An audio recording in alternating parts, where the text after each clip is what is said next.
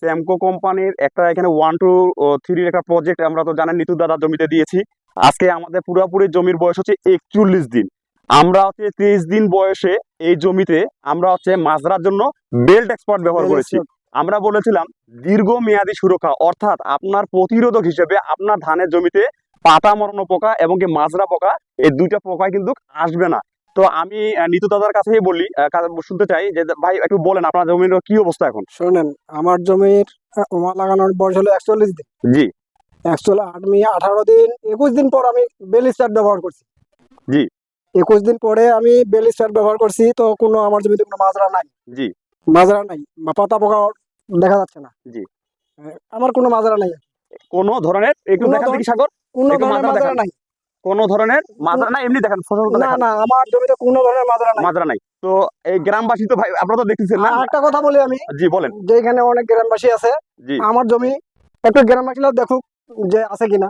ভাই, আচ্ছা আমরা একটু দেখি যে আসলে মাজরা পোকা আছে কিনা, একটু দেখেন দেখি ভাই, আপনারা একটু দেখেন, একটু আপনারা একটু দেখেন, কারণ আপনাদের জমি আপনারা এলাকা, ঠিক আছে, দেখেন একদম পুরা দেখেন দেখি সাগর, একটু একটু দেখান ভাই, আপনারা একটু লক্ষ্য করে দেখেন আসলে কি মাজরা আছে। না না, কোনো ধরনের কোনো মাজরা নাই, কোনো মাজরা নাই।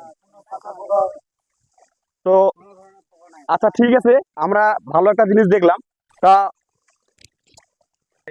আপনি বলেন, আপনি তো খুঁজলেন, কি দেখলেন? ভাই আমি দেখলাম খুঁজে, কিন্তু মাজরা পাইলাম না। কোনো মাজরা বা পাতা মরানো পোকা না না পাইলাম না। 21 দিন পর্যন্ত বলছিলাম যে প্রতিরোধক হিসেবে কাজ করবে, ও- আপনাদের ওকে? ওই হিসেবে তো আরো মনে করো 8 10 দিন তো যাবে, এখনো তো কোনো কিছু নেই জমিতে, কোনো একদম কিছু ঝকঝক হয়ে আছে। ঝকঝকা হয়ে গেছে।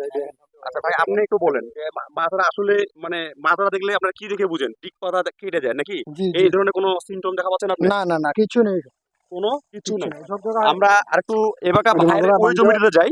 ভাইয়ের ওই জমিটাতে যাই, দেখি যে ভাই একদিন আগে এই জমিটা তিনি লাগিয়েছিল নিতুদা।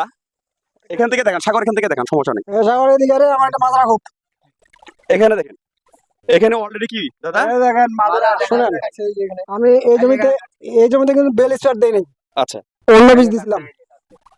এখানে এখানে মাজরা এই কাটছে ভাইয়া, দেখেন পুরা। পাশের জমিটাতে মাজরা কাটছে। শুনেন, এটা আমি অন্য বীজ দিছি, এটাও দিছি আমি মনে করি যে একদিন পরে, এটা দিছি আমি 20 দিন মাথায়। জি। হ্যাঁ, আজ দিয়ে মনে করেন যে 17 18 দিন, কিন্তু এখনো মাজরা এটা যায় না। মাজরা কিন্তু প্রচুর পরিমাণ আছে।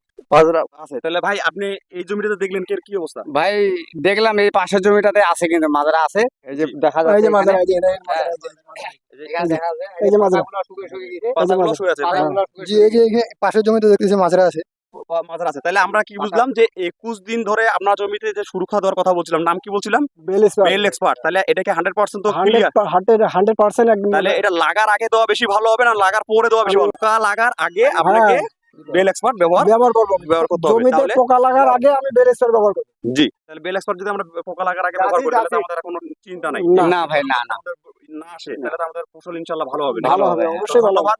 আমরা এটাই দেখার জন্য আপনাদের মাঝে এত সুন্দর করে এখানে আসছি, যে দেখাচ্ছি, সাজানো গুছানো সমস্ত কিছু করতেছি। কেন করতেছি? স্যামকো কোম্পানি আপনাদেরকে জানাচ্ছে যে আগাম কেমন করে ব্যবহার করতে হয়, প্রতিরোধক ওষুধ কিভাবে ব্যবহার করলে আপনার ধান ক্ষেত কেমন করে সুরক্ষা থাকবে। এটাই নাম হচ্ছে, কি বলছি ভাই একটু সবাই বলি তো, বেল এক্সপার্ট। ওকে, ধন্যবাদ। সবাই ভালো থাকবেন, সুস্থ থাকবেন। আসসালামু আলাইকুম।